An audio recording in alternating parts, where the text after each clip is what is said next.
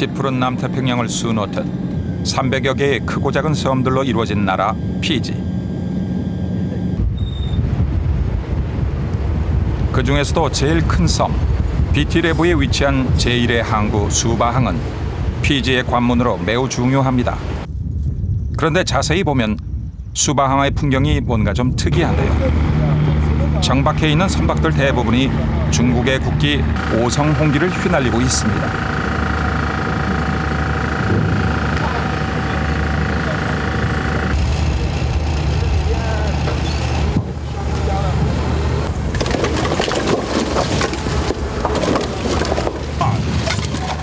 중국의 배들을 수바항으로 불러들인 주인공은 바로 이 참치.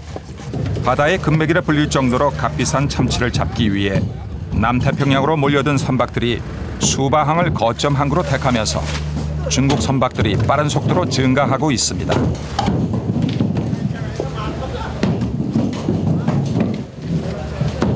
일단은 하역 물량이 굉장히 늘어났습니다. 여기. 그래서 컨테이너로 하역에서 외국으로 수출하는 양이라든가 이런 게 실질적으로 굉장히 늘어났고 이 부두가 거의 포화 상태입니다. 중국 배들 때문에. 한 5년을 기점으로 해가지고 기하급수적으로 늘어났습니다. 지금도 현재도 계속 늘어나고 있고. 코리아를 상징하는 K를 배 이름 앞에 당당히 붙인 선박의 주인 백경열 씨. 백경열 씨는 몇 년 전까진 참치배를 4척까지 가지고 있었지만 수산 관련 여건들이 어려워지면서 어쩔 수 없이 배를 2척이나 감척했습니다.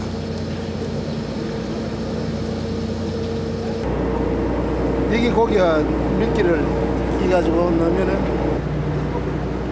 더 씁쓸한 것은 낯선 땅 피지에서 힘들게 수산업을 일구어온 한국 사람들이 중국인들에 밀려 피지를 떠나고 있다는 사실입니다. 처음에는 여기에 한국 선장님들이 많게는 한 65분까지 있었습니다. 그분들이 거의 중국배를 탔거든요. 중국배를 타면서 기술 이전이 다 된 거예요. 중국배에. 그래서 지금은 한국 선장들을 안 씁니다. 거의 기술 이전이 됐기 때문에. 한국 선장들은 급료도 비싸고 그래서 이제 한국 선장들을 안 쓰고 중국 사람 선장들을 키워가지고 지금 독자적으로 중국 사람들이 다 운영하고 있죠. 새벽 3시, 수바항에 정박한 선박들이 벌써 불을 밝히고 있는데요. 참치잡이를 떠나기 위해 준비를 하고 있습니다.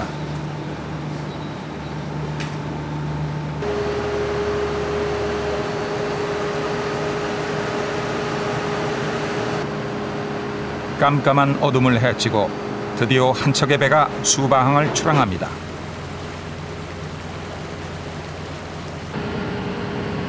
선원 10여 명의 이 작은 배의 선장은 김세길 씨. 한국에서 평생 배를 탔던 김세길 씨는 은퇴를 한 뒤 피지로 와 10여 년 전부터 이곳에서 배를 타고 있습니다.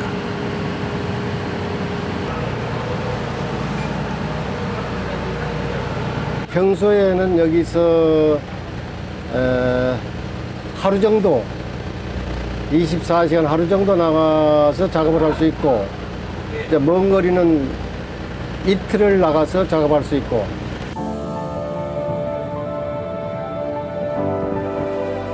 안타까운 것은 10여 년 전만 해도 비교적 가까운 거리에서도 참치가 많이 잡혔지만 연근의 어장이 황폐화되면서 어장은 육지로부터 자꾸만 멀어져 갑니다.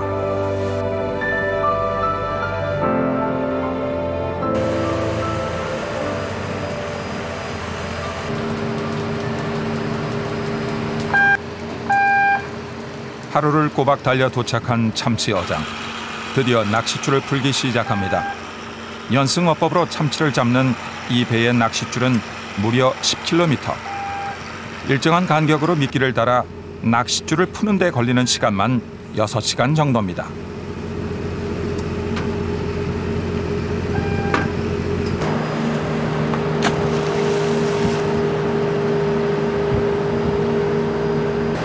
이제 선배님들이 오셔서 개척을 하고 했는데 지금은 자꾸 이제 한국 선장님들이 줄어들고 그다음에 이제 중국 선박 회사에서 거의 차지하고 하기 때문에 지금 이제 한국 선장님들은 고기도 좀 옛날보다 이 어획이 적고 하니까 좀 생활하기가 좀 힘들고 그래요.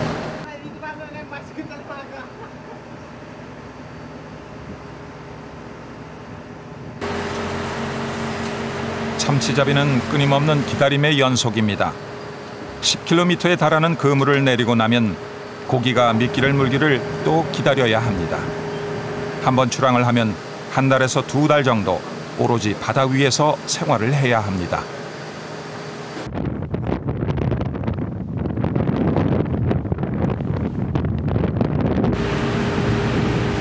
그런데 갑자기 선장님이 갑판에 나와섰네요. 무슨 일인지 선원들의 움직임도 심상치 않습니다.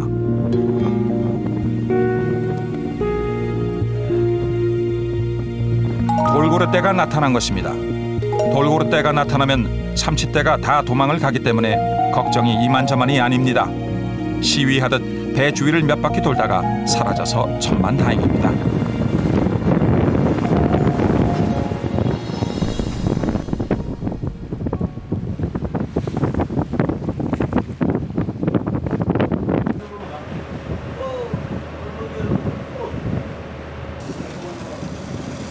낚싯줄을 놓은 지 9시간. 드디어 낚싯줄을 감아 올리기 시작합니다. 아무래도 이때가 가장 긴장되는 순간인데요. 돌고래떼 탓인지 초반 어획은 그다지 좋지 않습니다.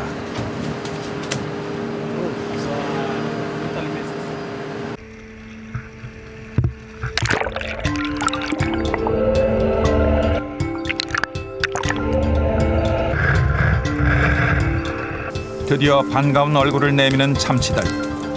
이곳에서는 참치를 냉동시키지 않고 냉장 상태로 운송을 해 더 비싼 값에 거래를 합니다. 그런데 예상대로 어획량은 많지가 않습니다.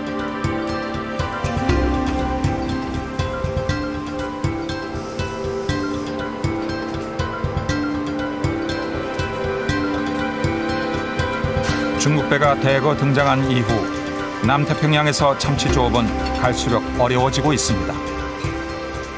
우리 무선으로 한국 선장들끼리 서로 이제 어획이라든가 이것을 하는 시간이 있어야 하는데 중국 사람들이 거의 배워가지고 그걸 다 청취합니다. 그래 그 노하우라든가 이것보다도 하기 때문에 그리고 이제 한국 사람들은 조업을 할 적에 질서를 지켜서 작업을 하는데 중국 사람들은 알면서도 그냥 무작위하게 그냥 이리 건너가고 질서를 안 지키는데 그런 데 애로가 많은데 그것을 제지할 수는 없어요. 가장 넓고 수온이 적당한 남태평양은 먹잇감이 풍부해 물고기들이 살기에는 더없이 좋은 환경입니다.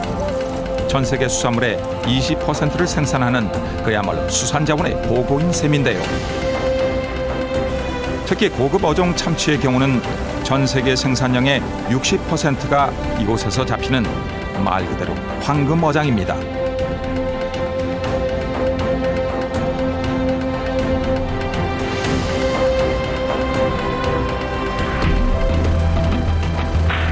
때문에 참치를 잡으려는 전 세계의 배들이 때를 지어 남태평양으로 몰려듭니다. 중국은 무려 1,300여 척의 선박들이 남태평양에 진출해 있습니다.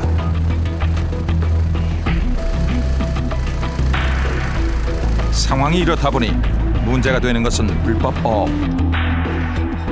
축구장에 70배에 달하는 그물을 펼쳐 남획을 하는 것은 물론이고 치어까지 싹쓸이를 해서 그야말로 물고기의 씨를 말리고 있습니다.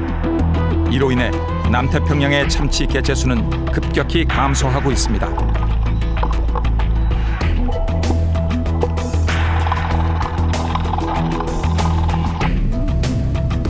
최근 불법 어업을 감시하는 그린피스 회원들은 남태평양을 주요 감찰 대상으로 삼아 활동 중입니다.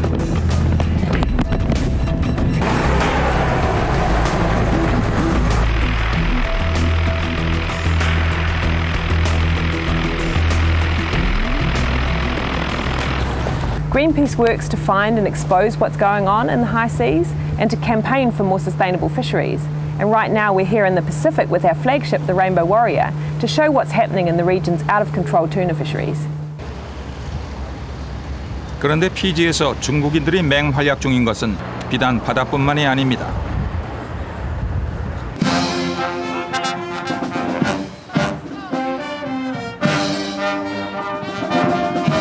2015년 9월 피지의 수도 수바의 중심가가 떠들썩한데요.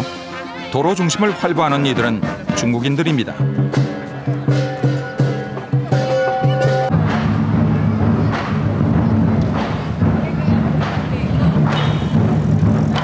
중국의 다양한 전통춤까지 앞세운 화려한 행렬은 현지인들의 시선을 사로잡기에 충분한데요. 대체 무슨 일일까요? This event is to celebrate the arrival of the first Chinese into Fiji 160 years ago.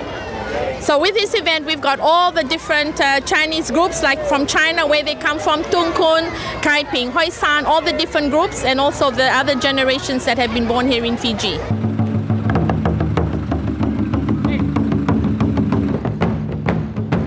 마치 피지의 주인이라도 된 듯 당당하게 거리 중심을 행진하는 중국인들 뒤를 과자를 받기 위해 현지인 아이들이 졸졸 따라갑니다.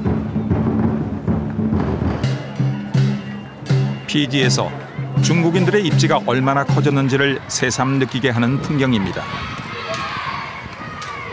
Different reports, so there's anywhere between 6,000 to 10,000 Chinese in Fiji, because over the years a lot of new Chinese have come in from China. So they have come in, settled here, and the Chinese community in Fiji are like they are farmers, they have retail shops, they have restaurants, they're going into hotels now, land development, a lot of them are building properties to develop in Fiji. 중국인들의 대거 등장은 도심의 풍경도 바꿔놓고 있습니다.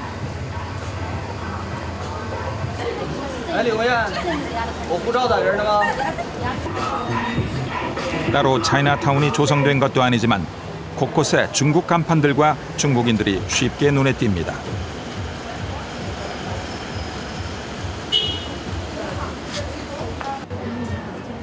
피지의 밑바닥 상권부터 시작했던 중국인들은 이제 중심 상권까지 거의 장악해 가고 있습니다. A number of Chinese people come in from China, and they've, doing businesses here in Fiji. There's increasingly more of an interest by the Chinese community in Fiji, because the opportunities in Fiji are really great. Tremendous opportunities in Fiji for people with entrepreneurship ideas. You want to come in and invest in Fiji, big opportunities. 그러나 사실 남태평양으로 진출한 원양어업의 역사는 우리나라가 중국보다 30여 년이나 앞서 있습니다. 1957년 우리나라 최초의 원양어선 진암호는 키를 남태평양으로 향해 출항을 합니다. 그 진암호라는 것은 그 말 그대로 그 남쪽을 지향하는 거죠. 그 남쪽이라는 것이 이제 남태평양을 얘기를 하는 것이거든요.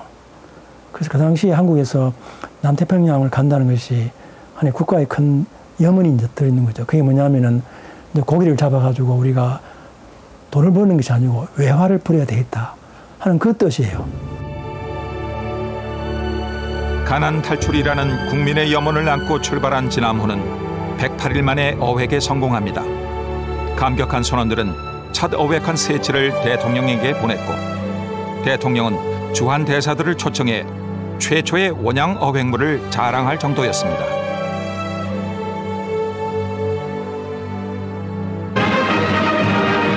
(4월 15일) 부산항에서는 멀리 적도 넘어 사모아 섬 근해로 떠난 원양 어로선 밖 제2, 제3 진암호가 1년 4개월 동안의 고기잡이 준비를 마치고 출항, 원양어업의 장도에 올랐습니다.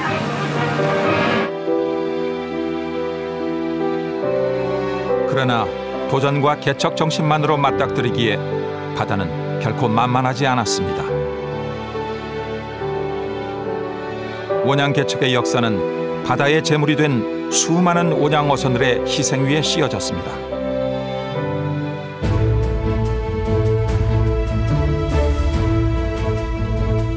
남태평양 개척에 성공한 우리나라 원양어업은 또 다른 도전을 합니다. 바로 북태평양 어장의 개척입니다.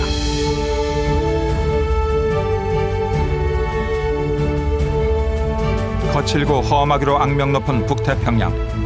그래서 세계 어느 나라도 시도하지 않았던 북태평양 어장에 첫 도전장을 내민 이들은 실습선을 탄 대학생 선원들이었습니다.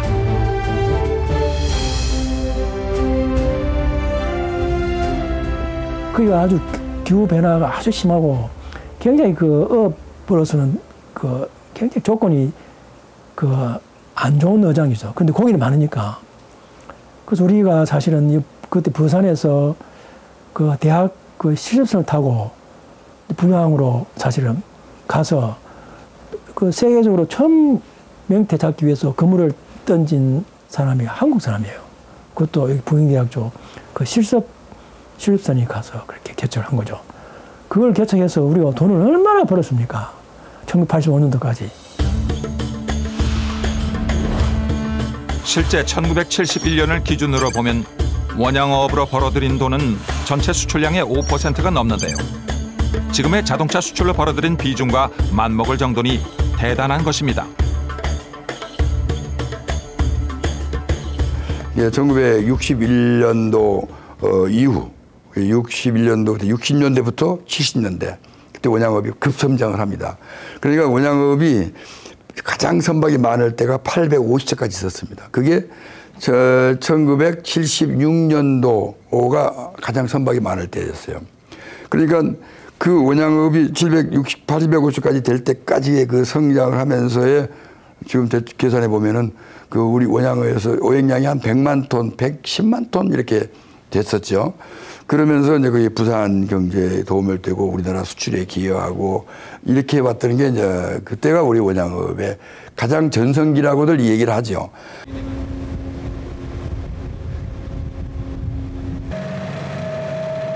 그러나 고기만 있다면 세계 어느 바다든지 달려가 잡아오던 황금 시절은 그리 오래가지 않았습니다. 각 나라들이 바다에서 자국의 영역을 인정하는 배타적 경제 수역을 선포하면서 원양어업은 위축되기 시작합니다.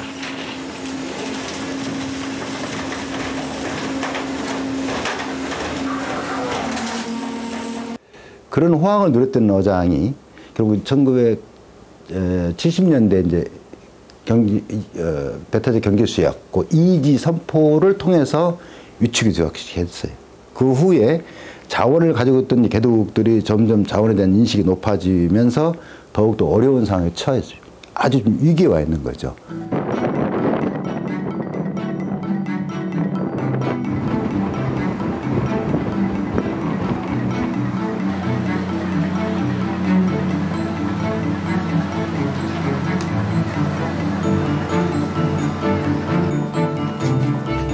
그러나 우리 밥상에서 원양 산업의 비중은 갈수록 커지고 있습니다. 근해의 어획량은 갈수록 주는 반면 수산물 소비량은 빠르게 늘고 있기 때문입니다.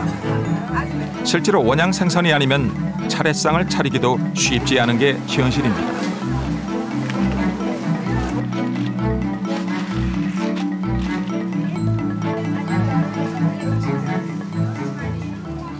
조기. 옛날부터 어른들이 조기 조상이라고 조기. 그러고 이제 민어. 또 민어는 이제 밀어준다고 민어. 예. 또 이제 도움. 예. 도우미는 이제 도와준다고 도우미. 예. 그래서 꼭 세 가지는 써야 돼. 실제 우리나라의 수산물 소비 경향을 살펴보면 수입 의존도는 해마다 더 높아지고 있어서 원양 산업의 중요성을 새삼 느끼게 합니다.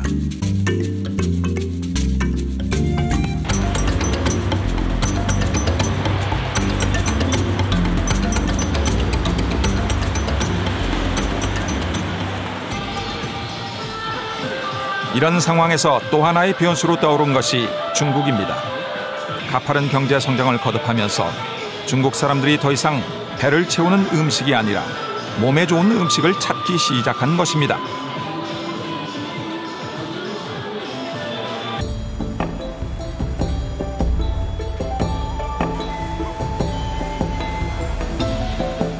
인구가 무려 13억 명이니만큼 중국 사람들의 식생활 변화는 전 세계에 영향을 미치지 않을 수가 없는데요. 중국 사람들의 수산물 소비가 늘어나면서 생겨난 단어가 피쉬플레이션, 즉 생선 가격의 인플레이션 현상이 세계적으로 나타나기 시작했습니다. 이로 인해 중국은 세계적인 수산물 소비 대국으로 부상하기에 이르렀죠.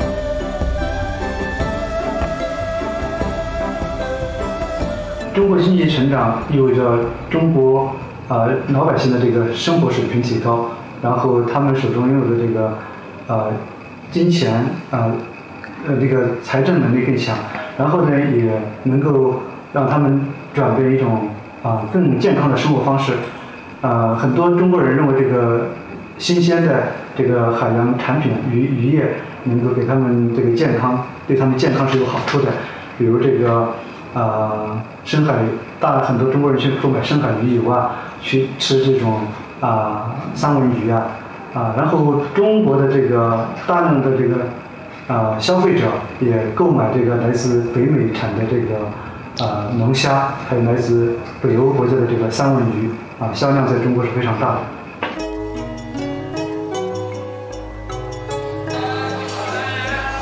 홍콩과 마카오 사이에 위치한 무역항인 광저우는 중국 안에서도 해산물 요리가 발달한 도시 중의 하나인데요.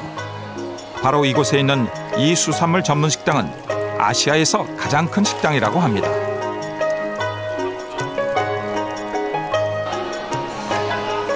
대규모 수산시장을 방불케 하는 이곳에서는 재료를 선택해서 조리법까지 주문을 할 수 있다고 합니다.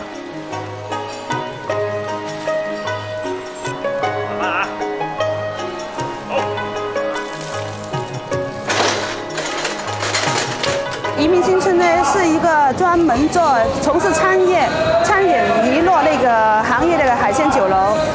其中这一间那个移民新村呢是最大的一间，在我们全球，因为全亚洲吧，应该是最大的一个海鲜酒楼来的。这里总共有那个6万多方，总共可以同时容纳8000人吃饭。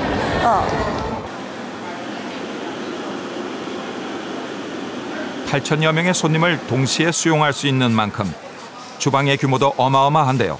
요리사만 해도 200여 명이라고 합니다. 这里工作了8年了，8年一天如果全线做的有500多左右鱼，6点半去8点半左右9点钟上班就拿来了。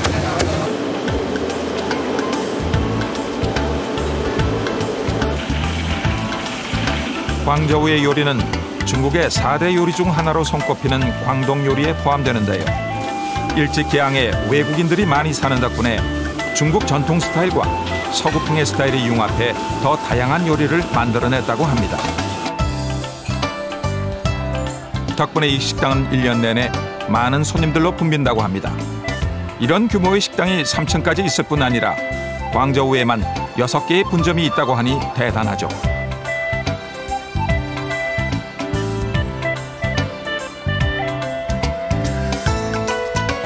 舒服吃海鲜比较新鲜了一点自己选自己吃这样 중국인들이 선호하는 수산물이 되면은 타 국가들이 소비하기가 상당히 쉽지 않은 그런 이제 어종들이 나타날 가능성이 굉장히 높습니다. 예를 들면은 연어에 대한 수요, 그 다음에 참치에 대한 수요, 그럼 새우에 대한 수요 그런 어떤 고급 어종들의 수요가 늘면서 그것을 공급할 수 있는 국가와 어장이라는 것은 상당히 제한적이지 않습니까? 그죠? 그래서 그것을 빨아들이는 힘은 대단히 크다.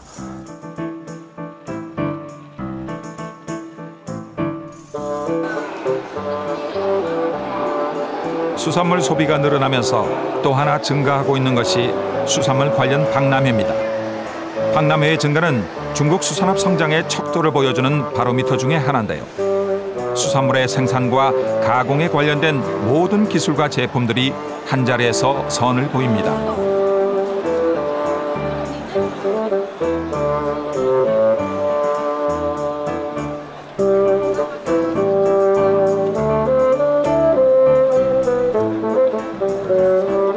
这条鱼叫金枪鱼，它是属于大目金枪鱼，这是我们广东广远渔业集团有限公司在马绍尔群岛 捕捞的深海捕捞的冰鲜大目金枪鱼，我们这个船一出去一个航次大概是10到15天， 10到15天，它能够一个航次能够抓大概有5吨到10吨。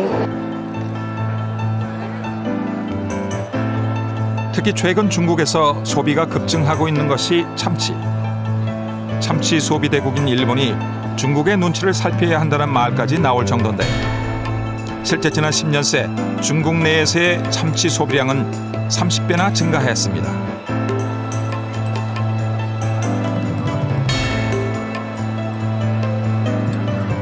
因为大家现在生活水平慢慢提高，对水产品的认识也慢慢不一样了。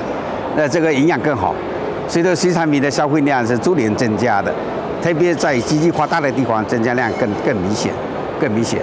那这个在水产品消费里面，现在我刚才讲了，吃鲜货的慢慢可能比例会小，吃加工的冻品的还加工后的。 这个生活也比较方便，就对大家也比较方便，所以这一块我估计还是会继续增加的。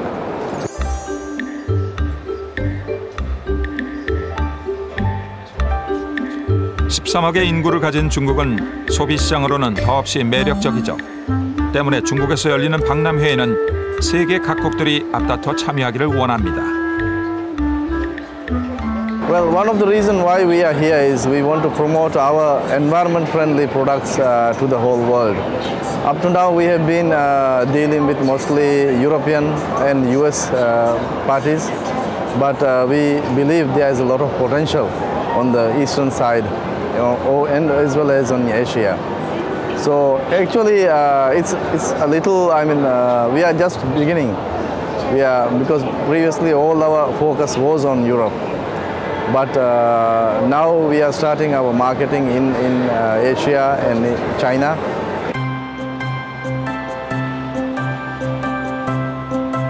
중국의 수산물 시장 성장 가능성을 누구보다 높게 전망하고 있는 이들은 바로 당사자인 중국입니다.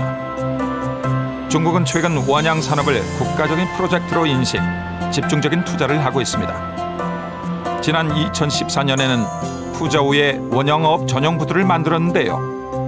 푸저우는 30여 년 전 중국 최초의 원양어업 선단이 첫 출항을 했던 역사적인 곳입니다.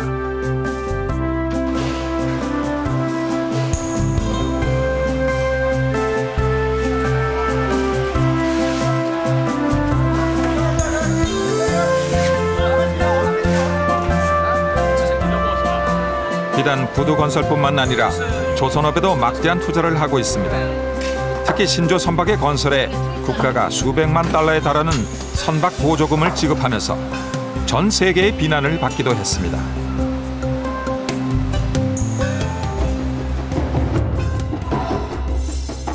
그 결과 지난 30년간 중국의 선박은 무려 200배나 증가했습니다.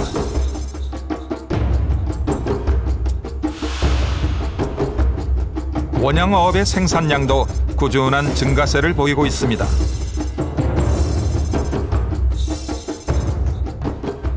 那么我觉得中国在未来10到20年呢，中国的远洋渔业会跃升为一个先进的这个渔业国家。然后呢，这个也和中国的这个建设海洋强国大背景是相呼应的，时间表是相一致的。那么在这样一个大趋势下，那么有3个方面，中国的远洋渔业会取得一个突破性进展。第一个方面是这个远洋渔业基地的这个建设会取得很大的进展，包括中国在一些非洲国家、拉美国家，还有东南亚国家设立这种远洋渔业基地，然后中国的企业在这些国家进行这个远洋渔业的这个投资、境外投资等等。 조업 환경 악화에 중국 원양어업의 무서운 추격. 이런 상황에서 지난 2013년 한국 원양어업에 심각한 위기가 닥쳤습니다. 한국이 미국과 유럽으로부터 예비 불법어업 국가로 지정된 것입니다. In 2013, Greenpeace released a report exposing 34 Korean distant water fishing vessels for fishing illegally off the coast of West Africa. And that ranged from using falsified documents to illegally transferring their catches at sea to dumping the catch that they didn't want to keep. 원양 강국 대한민국의 위상에 큰 타격을 입힌 예비 불법 어업국 지정. 만약 이 단계를 벗어나지 못하고 실질적인 불법 어업국이 된다면 피해는 엄청날 걸로 예상됐습니다. 경제적 측면에서 보자면 한국에서 생산되거나 가공되는 모든 수산물에 대한 수출이 줄어들 수 있습니다. 특히 미국과 유럽연합 등은 한국 수산물에 대한 수입 금지 조치를 취하면서 이로 인해 연간 약 3억 달러의 규모의 손실이 예상되고, 이 외에도 한국은 연안국가의 어업협약에서 불이익을 받을 수 있고, 특히 중요한 지역인 아프리카나 태평양 섬 국가들에는 외교적인 문제를 겪을 수 있습니다.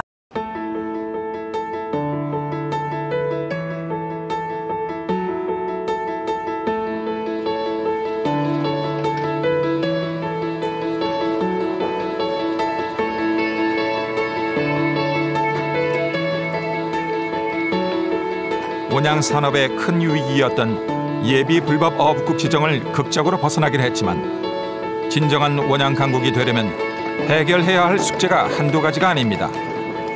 원양어업 전용 부두인 감천항에서 하역 중인 이 선박은 1년 6개월 만에 귀향했다고 합니다.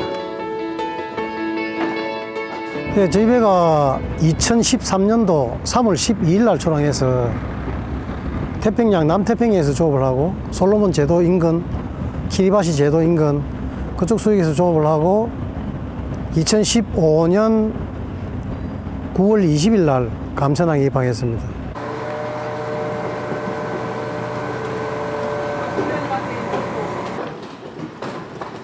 원양에 나가 있는 기간 대부분을 바다에 떠서 생활한다고 하니 선원들의 어려움이 짐작되고도 남습니다.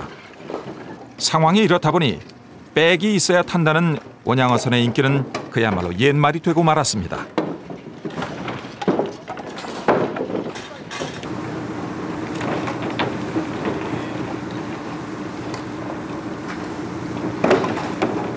일단은 가족하고 떨어진다는 어떤 그런 불안한 심리들, 그다음에 그 갔다 와서 또 나름대로 보람을 느낄 수 있는 그런 환경, 뭐 이런 저우 개선이라든가 모든 거 그런 것 때문에 기피 현상이 자꾸 심해집니다.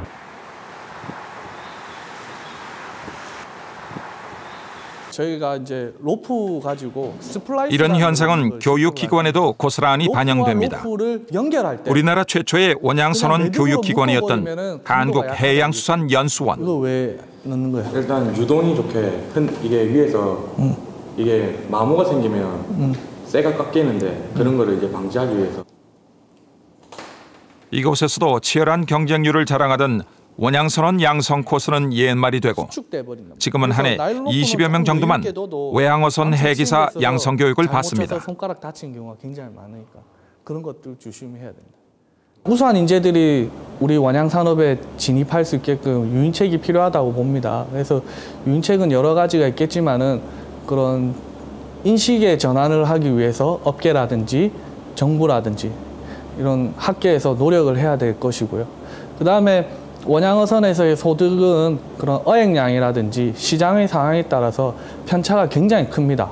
그래서 그런 편차를 어떻게 줄여가지고 즉 이제 최저임금을 현실화시켜서 그래 어느 정도 수준의 이제 원양어선에 종사하시는 분들이 소득이 유지될 수 있도록 하는 그런 제도적 보완이 좀 필요하지 않나 그렇게 생각합니다.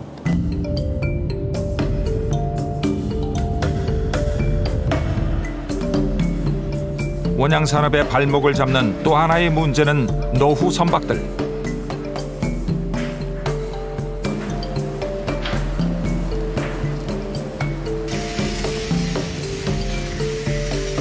우리나라 원양어선 가운데 93%가 설령이 20년을 넘은 선박들입니다.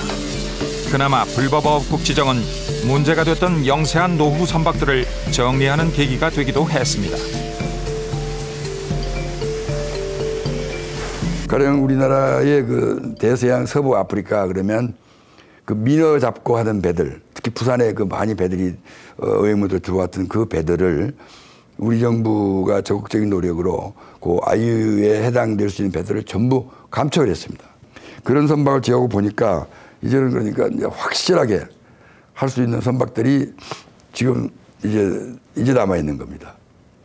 그래서 앞으로 아까 말씀드린 대로 참치, 명태, 뭐 오징어 이런 업들은 전혀 그런 그 아유에 저촉되지 않고 확실하게 아마 크게 잘 성장이 될 수 있는 여러 가지 여건을 지금 마련했습니다. 그런데 결코 쉽지 않은 이 원양 전쟁에서 이기려면 무엇보다 필요한 것은 패러다임의 전환입니다.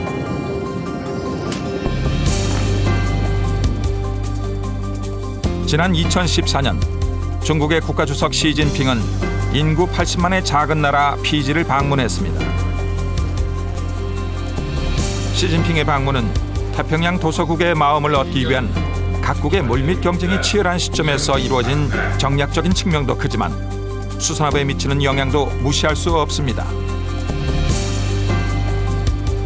나름 이제 참치 예를 든다면 참치가 상대적으로 이제 자원이 남태평양 자원이 이제 가치를 부여하게 되면서 자원으로서 이제 들어온 거예요. 그러면 그 자원을 이용하려면 국가의 협력을 받아야 되잖아요. 그러면 국가의 최고 책임자가 갔다는 것은 그 협력에서 엄청난 그 효과를 볼 수가 있다는 거죠.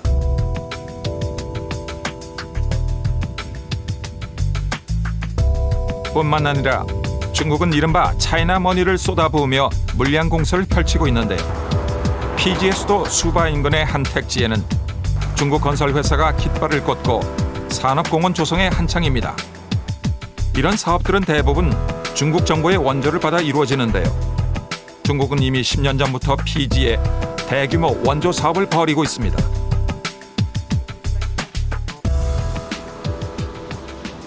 피지 도심에 있는 한 병원. 늘 사람들로 붐비는 이 병원 역시 2011년 체결된 경제기술협력협정을 통해 중국의 원조로 지어진 병원입니다.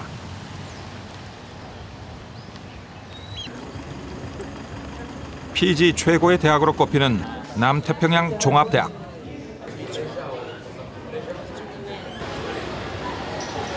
태평양 12개 도서국들이 함께 짓고 함께 운영하는 이 대학의 기술센터를 일본이 지어줬습니다. 국가가 적극적으로 나서 자원 외교를 펼치고 있는 것입니다.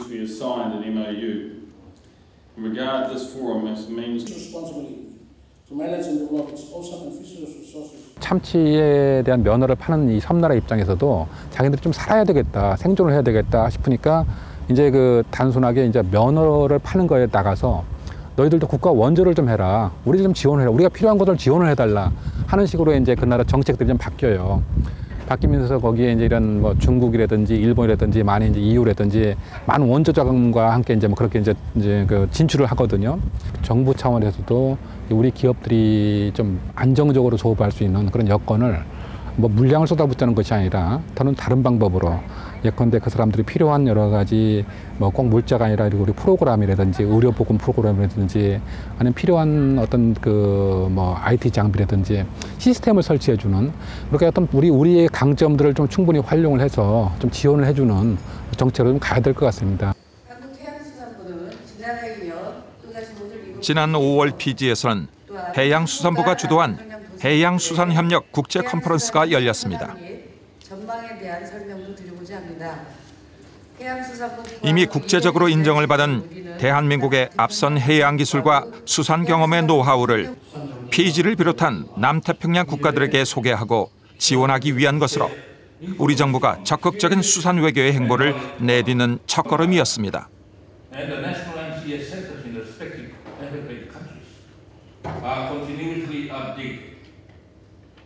남태평양 국가들은 수산 자원이 풍부합니다.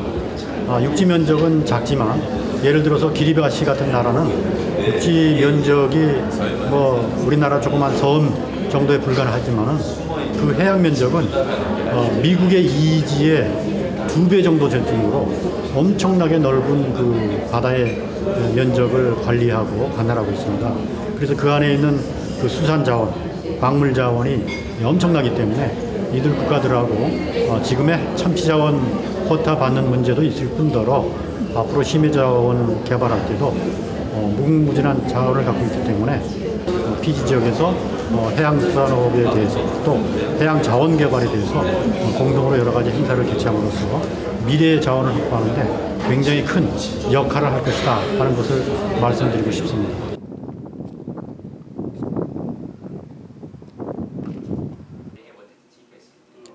남태평양 국가들과의 협력은 대학 차원에서도 적극적으로 모색되고 있습니다.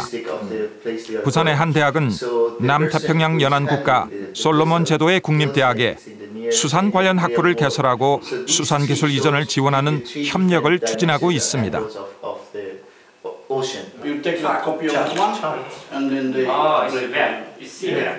We don't have the technology and knowledge to preserve these marine species. So using this your support, PKNU support, we believe that we can conduct research and also educate our people to preserve marine organisms, and at the same time how to educate them in food processing and technology so they can do it economically, export their resources. The consideration of Korea in supporting our capacity building activities. 어획할 참치의 양을 확보하는 참치 어획 쿼터 결정도 국가 간의 치밀한 외교 작전 속에서 이루어지는데요. 또 하나의 중요한 참치 어장인 인도양 참치위원회에서 우리나라는 의장국으로서 발언권을 높여가고 있습니다.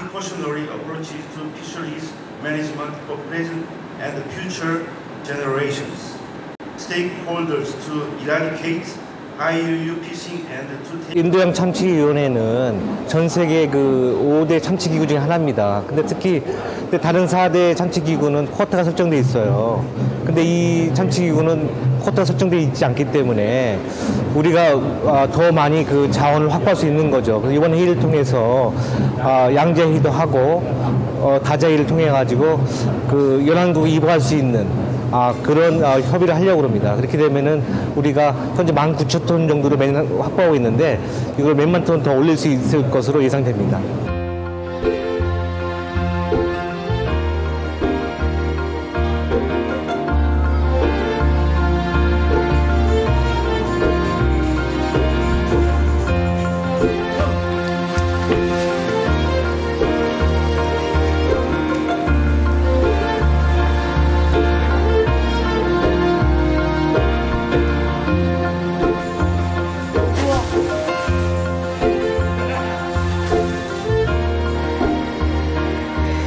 쿼터 양을 결정하는 연안 국가들의 조건들은 갈수록 까다로워지고 있습니다. PGA는 한 참치 가공 공장, 뉴질랜드의 기업인 이 회사는 PG의 어획 쿼터량을 좀 더 많이 확보하기 위해 PG 현지에 가공 공장을 세웠습니다. Well, our main target is yellowfin and albacore tuna for export to Japan and the west coast of LA. USA, around LA, San Francisco. What doesn't make the export grade generally goes to local market or further processing for further export. 참치를 중요한 수산 자원으로 인식을 하면서 더 이상 고기를 그냥 내어주는 것이 아니라 낚시하는 법을 배우겠다는 연안국들. 이들은 어장을 내어주는 조건으로 자국민들에게 경제적인 이득이 돌아오는 다양한 요구들을 하고 있습니다.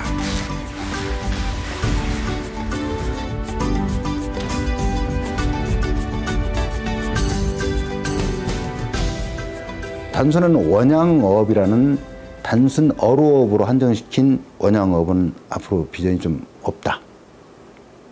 그러면 어떻게 되느냐. 과거에 우리 원양어업이 가졌던 개척 정신 그리고 글로벌 정신들이 있지 않습니까. 이거를 활용해 가지고 글로벌 수산 기업으로 발돋움을 해야 된다. 그 글로벌 수산 기업이라 하면 어로에서 가공, 유통, 수출까지를 겸하는 수익형, 수익 통합형 그런 기업들이 돼야 되는 거죠. 당연히 시장은 한국뿐만 아니고 세계 시장이 돼야 될 것이고 그렇게 유도를 해 나갈 때 개도국 입장에서도 자국에다 많은 이익을 주고 있기 때문에 그런 기업들한테 더 많은 오해 쿼타를 줄 수가 있을 것이고 또 그를 통해서 우리는 원양업의 발전을 통해서 우리나라의 원양 어획물을 많이 반입을 해서 국내 수산물 수급의 안정도 꾀할 수 있고 기업의 수익성도 늘릴 수 있고 제 도약의 기회가 하나 있으리라고 생각이 됩니다. 원양어업에서 원양산업으로 패러다임의 변화가 필요한 시대. 그러나 원양강국의 초석은 어디까지나 바다입니다.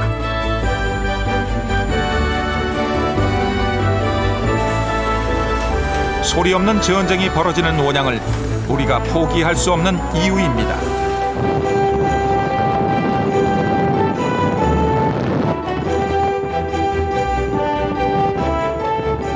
바다에도 질서라는 게 있고 기득권이라는 게 있어요. 하지 않은 국가의 자원을 이용할 수 있는 권한은 세계가 주지 않습니다. 그래서 어렵더라도 그 바다를 지속적으로 나가고 그에 대한 기득권을 주장하고 특히 그런 어떤 공해 자원에 대한 이용에 대해서는 더욱더 기득권이라는 게 철저하게 우리가 국제에서 인정을 받고 있거든요. 그래서 명태도 그렇고 물론 뭐 관리가 엄하게 되지만 한 번도 참여하지 않은 국가에 대해서 쿼타를 주지는 않습니다. 그래서 그런 부분들에 대해서 우리가 우리의 어떤 어업을 할 수 있는 권리를 주장을 하고 또 그에 대한 관리를 하고자 하는 책임과 의무를 다하겠다는 그런 이야기도 국제사회에서 나가서 해야 되고 그런 거는 역시 어업이 지속될 때 이루어지는 것이다. 그래 봐야 되겠죠. 좁은 땅의 한계를 광활한 대양에서 개척하려 했던 대한민국 원양어업.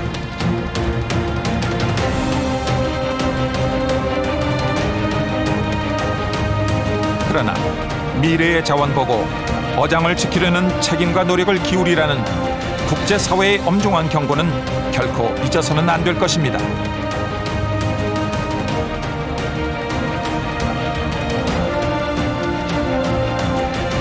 바다를 누리며 동시에 지키는 의무. 대한민국이 원양대국, 해양강국으로 도약하는 첫 번째 조건입니다.